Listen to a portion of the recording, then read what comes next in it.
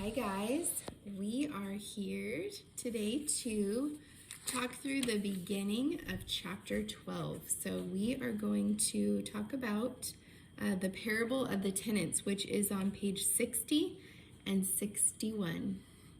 Today is day 26. So anyway, this is a parable. This is one of the stories that Jesus uses to explain something that unless you have a good background of knowing what Jesus is talking about, it can be very confusing. So for today, I want to read through this part. Okay, and it says, "And he began to speak to them in parables." So that means they're not all going to understand it. "A man planted a vineyard and put a fence around it and dug a pit for the winepress and built a tower and leased it to tenants and went into another country." Okay, we're talking about a vineyard, like growing grapes. "When the season came, he sent a servant to the tenants, people that are renting stuff, to get from them some of the fruit of the vineyard.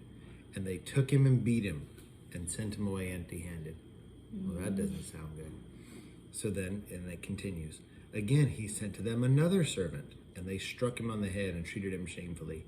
And he sent another, and they killed him. And so with many others, some they beat, some they killed. He had still one other, a beloved son. Finally, he sent him to them, saying, 'They will respect my son.' But those tenants said to one another, 'This is the heir. Come, let us kill him, and the inheritance will be ours.' And they took him and killed him and threw him out of the vineyard. What will the owner of the vineyard do? He will come and destroy the tenants and give the vineyard to others. Have you not read this scripture?"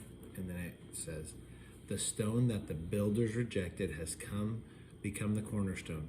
This was the Lord's doing, and it is marvelous in our eyes." That parable, when you're looking at it and you kind of figure, okay, so the person who owns this vineyard owner, that's God. And his beloved son is a term that you've heard before, and that's referring to Jesus. It says they killed him. At the end, it goes and says that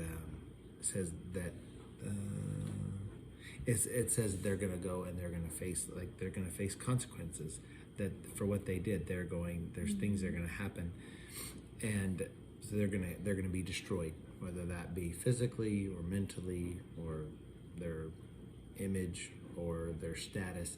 It's going to be destroyed. And then you sit there and wonder, like, who are these other people?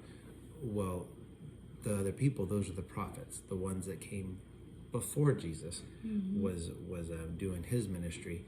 And you look at this, but if we didn't know some of these things, you'd wonder, like, why did Jesus tell this story? What is he talking about? But to go and say that, we people are given these things, and we don't accept it as the true gift that it is. And I think that's something we need to think about. Yeah, definitely.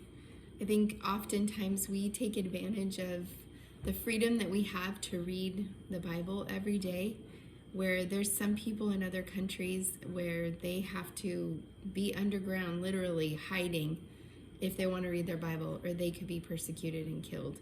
So he's just continuing to say, there's a part that says, "The stone that the builders rejected has become the cornerstone." So a cornerstone is like a foundational piece.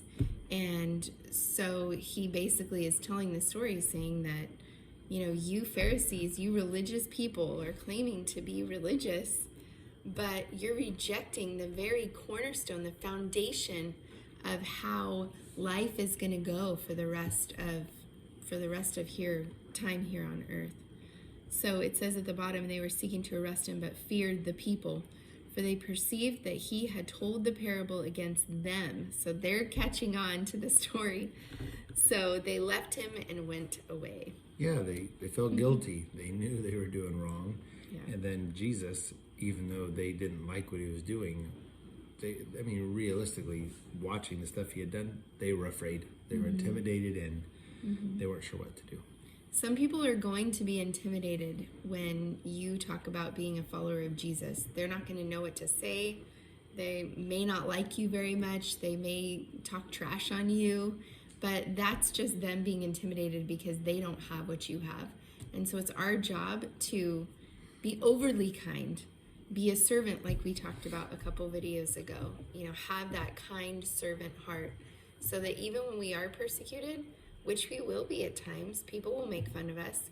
We know without a doubt that we're doing what God's called us to do and that He's the one that's going to give us the blessings for it.